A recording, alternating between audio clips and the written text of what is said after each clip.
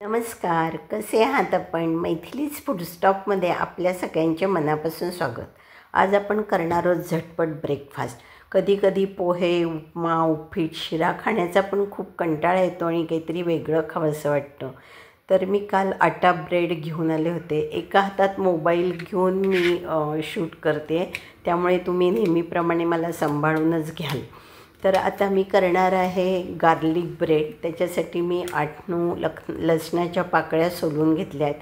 एक मिरची बारीक चिरून घेतली आहे, पोपटी रंगाची, फार तिखट नसते ती.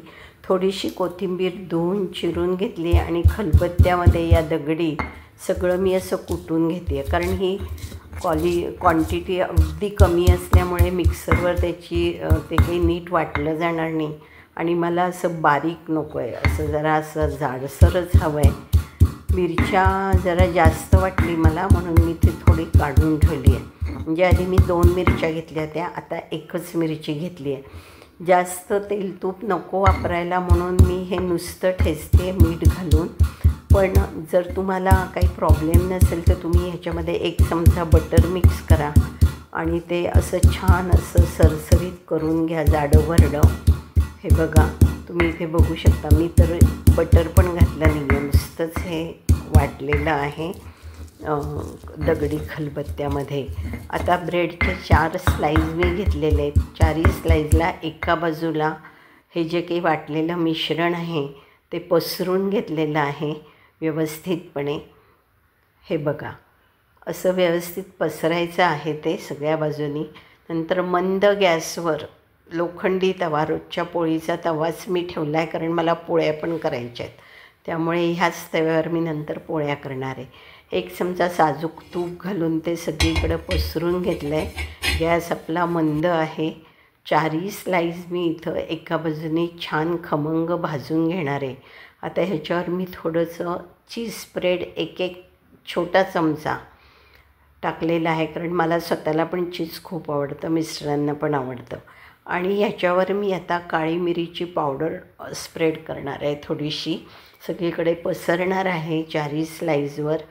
आणि पावडर टाकून झाल्यावर त्याच्यावर अजून एक ब्रेडची स्लाईस ठेवून उलटा करायचा आहे तो. म्हणजे जे 4 ब्रेड आपण ठेवले होते ना, त्याच्यातलीच एक स्लाईस त्याच्यावर उलटी करून असे 2 पूर्ण चौकोनी सँडविच मी तयार केलेले आहेत आणि दोन्ही बाजूनी खरपूस भाजून घेतलेत, तुम्ही इथे बघू शकता. नंतर सुरीने त्याचे चौकोन केलेले, चौकोनाचे त्रिकोणात 2-2 तुकडे केलेत. अगदी सुंदर झालेले आहेत. आता एका छोट्या बाऊलमध्ये तुम्ही इथे मी डीप तयार केलेलं आहे, त्याच्यामध्ये बुडवून हे छान लागतात. पण तुम्हाला ते नसेल तयार करायचं तर तुम्ही पुदिन्याची चटणी, शेजवान चटणी, दही कशाबरोबरही हे खाऊ शकतात. नुसत्या सॉसबरोबर, टमॅटो सॉसबरोबर पण खाऊ शकता. हे बघा, खूप छान लागतं ह्याच्याबरोबर आणि बरोबर कॉफी किंवा चहा. बरं, करायला किती वेळ लागतो? 5 मिनटात आपली ही रेसिपी तयार होते. आवडली का तुम्हाला माझी ही रेसिपी? जर आवडली तर लाईक करायला विसरू नका. बघा किती सुंदर दिसतंय, दिसायलाही छान, करायलाही पटकन होणारं. कधीतरी चव म्हणून तुम्ही संध्याकाळचं जेवण स्किप करून संध्याकाळी पण करू शकता.